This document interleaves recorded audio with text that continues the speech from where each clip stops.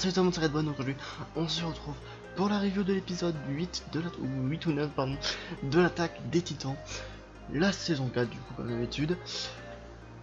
Alors un épisode bon assez calme par rapport à ce qu'on a eu il y a un ou deux épisodes de ça, avec du coup l'attaque des Eldiens sur Mars.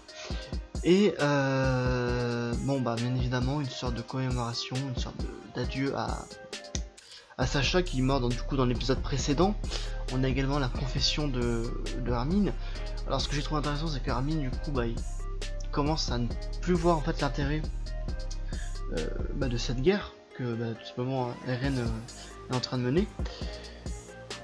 Bon, je pense qu'à un moment donné ça va se fight parce que connaissant Armin, ouais, on l'a jamais vu sourire et tout ça, donc du coup il s'est confié un peu à Annie qui était tout simplement dans son cristal depuis la saison 2 si je dis pas de bêtises, donc ça fait quand même un sacré bout de temps qu'elle est là-dedans.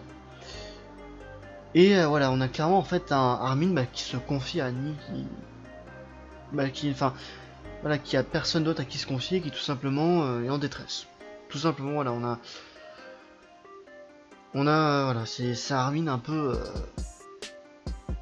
triste, voire carrément triste en fait. Enfin, je pense que bon, Eren du coup lui qui est notamment en prison, parce que j'ai pas compris en fait pourquoi est-ce que tout simplement pourquoi est-ce que Levi a tout simplement frappé une bonne droite à Eren, enfin donné une bonne droite à Eren.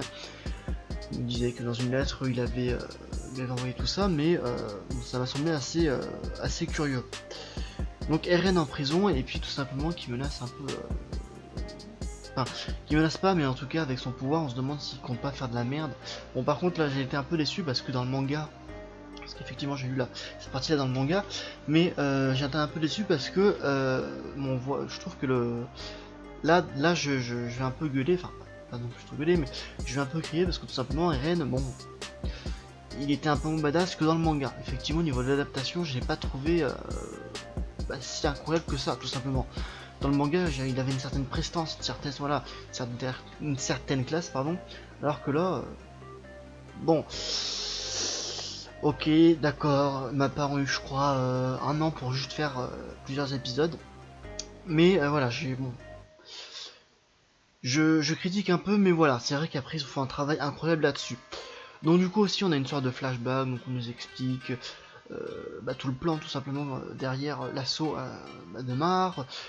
Comment est-ce que du coup ils ont réussi à s'emparer des navires de Mars, et de nouveaux personnages qui sont arrivés, Nicolo si je dis pas de bêtises, voilà, il y a pas mal de personnes qui sont arrivées qui sont du coup contre Mars, donc qui sont des peuples tout simplement qui ont été engagés par Mars contre leur volonté. C'est le cas de Nicolo qui est le cuisinier, et je ne sais plus son prénom, mais l'autre fille là qui ressemble un peu d'ailleurs, au début j'ai vraiment cru dans le manga que c'était Armin, donc je comprenais rien du tout. Et on peut voir clairement que Eren, lui, bien avant qu'ils attaquent Mars, il était prêt à la guerre. Voilà, il s'était résigné à la guerre. Armin lui voulait un peu la paix, mais dans un plan en fait, on voyait Eren clairement en fait, qui s'était décidé à mener la guerre. Alors après aussi du côté de Mikasa, parce que c'est vrai que j'en parle pas forcément, mais Mikasa, on peut voir qu'elle ne s'inquiète pas que pour Eren. Là, on a pu voir tout simplement qu'elle, tout simplement était triste pour la mort de Sacha, elle pleurait la mort de Sacha. On a pu voir aussi que Nicolo était triste pour Sacha, peut-être que voilà, il l'aimait tout simplement.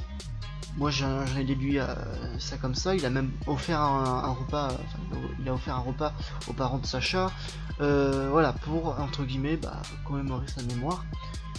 Bon, Sacha en soi qu'il n'était pas un personnage assez c'est pas qu'il était pas intéressant, mais en tout cas c'était pas forcément un personnage à trop développer, c'était plus le personnage un peu rigolo de service. Et bon, sa mort, c'est pas que je la trouve pas triste tension, parce que c'est quand même un personnage qu'on a suivi pendant 3 saisons, mais c'est quand même un personnage qui va pas forcément compter pour la suite de la narration de l'histoire. Enfin, clairement, elle faisait pas forcément avancer l'intrigue, mis à part quand elle a flingué un Mars, et que du coup là il y a eu une haine de la part de Gabi qui du coup a vu Sacha tirer tout simplement sur ce mec de Mars. Mais ouais, après mis à part ça, Sacha était pas forcément un personnage, je dirais pas utile, mais un personnage pertinent. Quant à Sieg, lui s'est fait enfermer dans une sorte de forêt, qu'il va y emmener. Bon, pour moi, il va y avoir une petite baston dans la forêt, il va y avoir un truc, Sieg va se révolter ou un truc dans le genre. Bon, ce qui serait bizarre parce que pourtant son plan, il a l'air d'y tenir. Je crois qu'il lui reste plus beaucoup de temps, je crois qu'il doit lui rester quelques mois avant de pouvoir tout simplement crever avant de donner le titan bestial, donc il a intérêt vite à ce qu'on l'ait pu. Et tout simplement voilà, il est enfermé dans une sorte de forêt. Et puis ensuite après, bon bah Eren, comme je vous l'ai dit, qui se repasse un petit coup sur les cheveux, etc.